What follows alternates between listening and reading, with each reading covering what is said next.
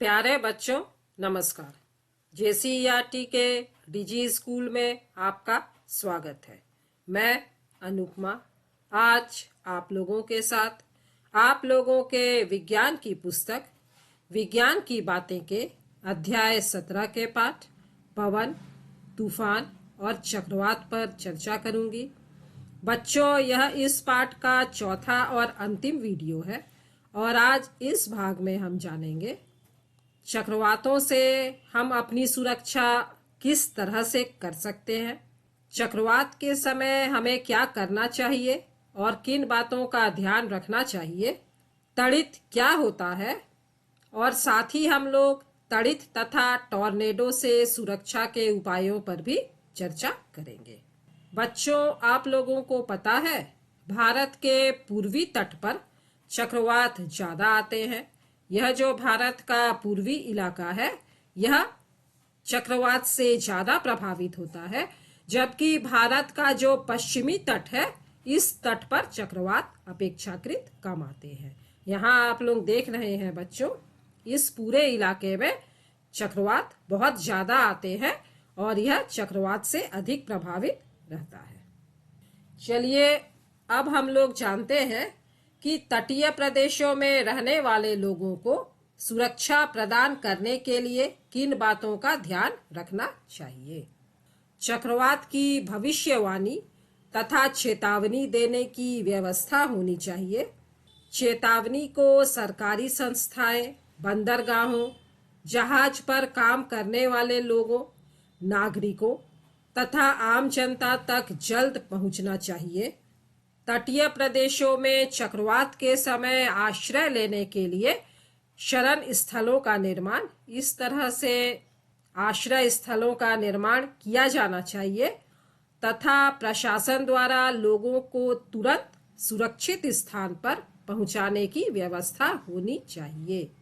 बच्चों, आप लोग जानते हैं कि पवन के वेग को मापने वाला एक यंत्र होता है जिसे वायुमापी एनीमोमीटर कहा जाता है।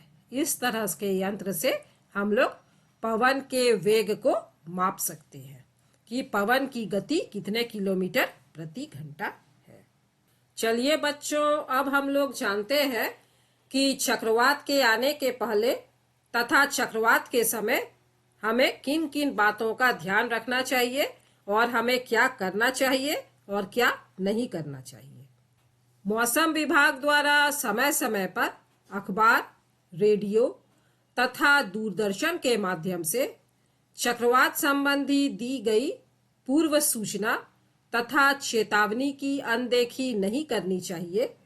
हमें अपने सामानों को सुरक्षित स्थानों तक पहुंचाने की उचित व्यवस्था करनी चाहिए। हमें आकस्मिक सेवाओं जैसे स्वास्थ्य केंद्र, अग्निशामक दस्तों तथा पुलिस के टेलीफोन नंबरों की जानकारी रहनी चाहिए ताकि जरूरत पड़ने पर हम तुरंत वहां टेलीफोन कर सके, खबर कर सकें।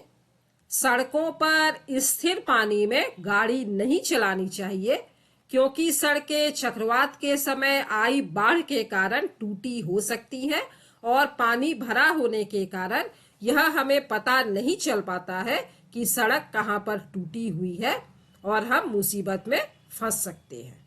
बच्चों, यदि आप चक्रवात प्रभावित क्षेत्र में रहते हैं तो आपको कुछ अन्य बातों का भी ध्यान रखना चाहिए, जैसे कि पीने के लिए शुद्ध जल को हमेशा संग्रह करके रखना चाहिए।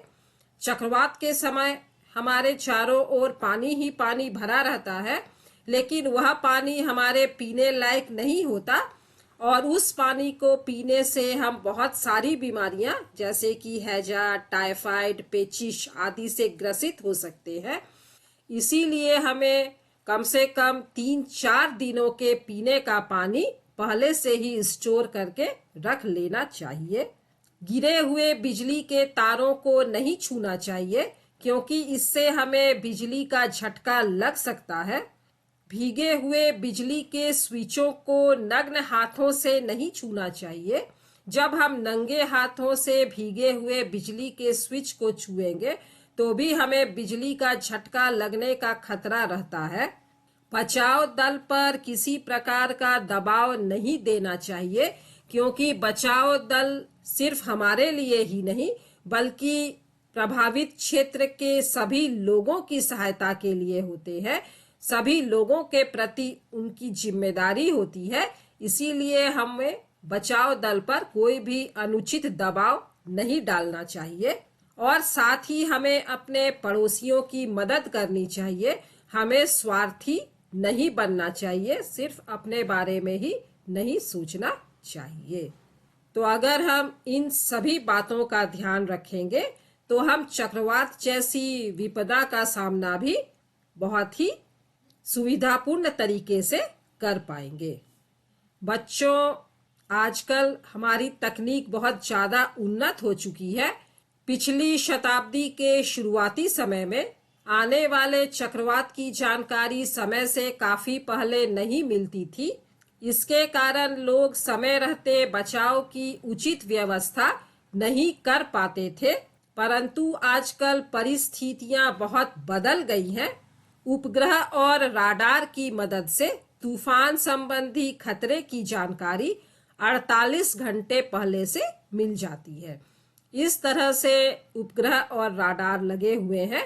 भारत ने भी मौसम की जानकारी देने के लिए बहुत सारे उपग्रह छोड़े हैं और इसीलिए हमें 48 घंटे पहले मतलब 2 दिन पहले से ही यह पता चल जाता है कि चक्रवात किस इलाके में आने वाला है। इससे चक्रवात आने की चेतावनी कम से कम 24 घंटे पहले जारी कर दी जाती है। मतलब एक दिन पहले ही लोगों को पता चल जाता है कि हमारे इलाके में चक्रवात आने वाला है और वह किस वेग से आएगा, उसकी तीव्रता क्या होगी। तो लोगों को एक दिन का पूरा समय अपनी तैयारी और अपनी सुरक्षा के लिए मिल जाता है। जब चक्रवात तट के करीब आ जाता है तब प्रत्येक आधे घंटे पर रेडियो और दूरदर्शन से चेतावनी प्रसारित की जाती है। इस तरह से वैज्ञानिक जो हैं वे राडार पर बैठ करके देखते रहते हैं कि चक्रवात किस गति से और किस दिशा में जा रहा है। तो उन्हें इस बात की सटीक जानकारी हो जाती है कि चक्रवात किस इलाके में आने वाला है और किस वेग से हवाएं चलेंगी। और इसीलिए लोगों को आजकल पहले ही सावधान कर दिया जाता है। और साथ ही किसी भी तरह के खतरे से निपटने के लिए कई राष्ट्रीय और अंतर्राष्ट्रीय संगठन हमारी सहायता करते हैं। बच्चों, आप लोगों को पता है कि भूकंप और चक्रवात जैसे प्राकृतिक आपदा के दृष्टिकोण से झारखंड कम ग्रसित वाले क्षेत्र में है। झारखंड भूकंप के संवेदनशीलता की दृष्टि से जोन 2, जोन 3 और जोन 4 में आता है। जोन 4 में सिर्फ गोड्डा और साहिबगंज के कुछ इलाके ही आते हैं। यहाँ पर आप लोग देख रहे हैं बच्चों, बहुत थोड़ा सा इलाका ही जोन 4 में पड़ता है। जोन 3 में 15 जिले आते हैं, जिसमें प्रमुख है गोड्डा, साहिबगंज, गढ़वा, पलामू, चतरा, हजारीबाग, कोडरमा, गिरिडीह, बोकारो, धनबाद, देवघर, दुमका, पाकुड़ और जामताड़ा। और इसी तरह जोन 2 में सिर्फ 7 ही जिले आते हैं, जिसमें प्रमुख है लोहरदगा, रांची, रामगढ़, खूंटी, गुमला तथा पूर्वी और पश्चिमी सिंहभूम।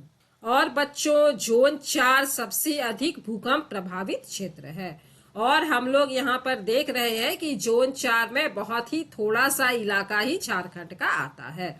तो इसीलिए यहाँ पर भूकंप आने की संभावना बहुत ही कम है। बच्चों, तड़ित लाइटिंग झारखंड की एक प्रमुख आपदा है और इससे प्रतिवर्ष अनेक व्यक्तियों की मौत होती है। राज्य के 9 जिले इस आपदा से ज्यादा ग्रसित है, जिसमें प्रमुख है पलामू, चतरा, लातेहार, कोडरमा, रांची और गिरिडीह। इन इलाकों में प्रतिवर्ष बहुत व्यक्तियों की मौत लाइटिंग से होती है।